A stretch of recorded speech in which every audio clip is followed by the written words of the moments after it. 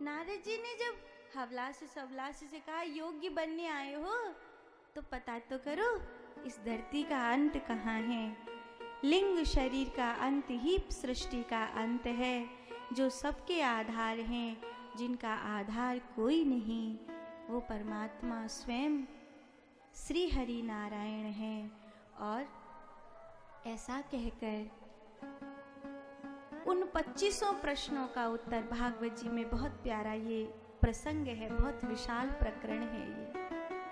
हवलासु सवलासु सन्यासी हो गए और दक्ष प्रजापति ने श्राप दिया, जहां रहोगे दूसरों को साधु बनाओगे, सृष्टि को आगे बढ़ने दोगे कि नहीं?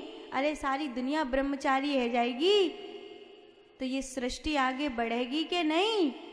तुम का चाहो सब सन्यासी रह जाएं? नारद जी कहते चाहता तो यही हूं, चाहता तो यही हूं, पर करूंगा वही जो परमात्मा चाहते हैं, करूंगा वही जो परमात्मा चाहते हैं। और अगर 2 घड़ी से ज्यादा कहीं रुक नहीं पाया तो कोई बात नहीं, साधु हूं साधु।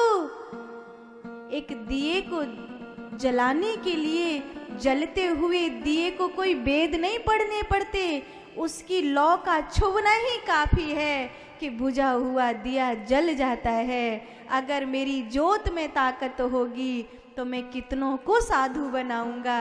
2 घड़ी की तो बात ही कहाँ है, 2 घड़ी में तो जाने कितने महात्मा बन जाएंगे। साधु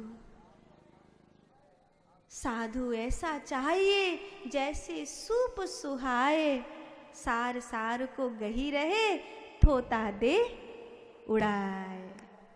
ऐसा साधु थोता थोता सब जा संसार में जितो थोतो, इसीलिए महात्मा को परमहंस कहते हैं। हंस जो होता है वो दूध और पानी में से दूध पी जाता है, पानी को छोड़ देता है। कैसी जादू की बात है।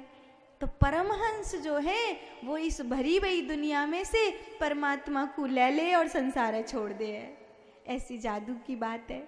जैसे हंस के पास जादू है कि वो दूध है ले ले और मिले भाई पानी है छोड़ दे है, ऐसे ही परमहंस में जादू है कि वो भरी भरी वासनाओं की दुनिया में भगवान को देख ले है और संसार को छोड़ दे है।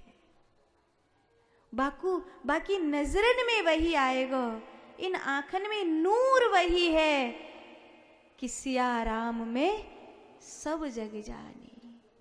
इन आंखों में नूर ही वही है। संसारी को देखेगा कहाँ? वो देखने की फुर्सत ही नहीं है संसारी को, और संसारी उसके सामने टिकेगा भी नहीं। जो भक्त नहीं है वो उसके सामने टिकेगा भी नहीं। भैया हाथ जोड़ो, निकलो यहां से, यही फायदे का सौदा है। भक्त के सामने कोई भक्त ही टिक सकता है। निश्चित रूप से जो साधु होना है वो 2 घड़ी में ही मुझसे साधु हो जाएगा, और जो नहीं होना मैं जिंदगी भर वाय उपदेश देता रहूं फिर वो साधु नहीं होगा। ये तो अपनो अपनो भाव है, भाव की पराकाष्ठा है। भाव प्रधान है, भाव है तो भगवान है, पत्थर में भगवान है, और भाव नहीं है तो सच्ची में भी भगवान नहीं है।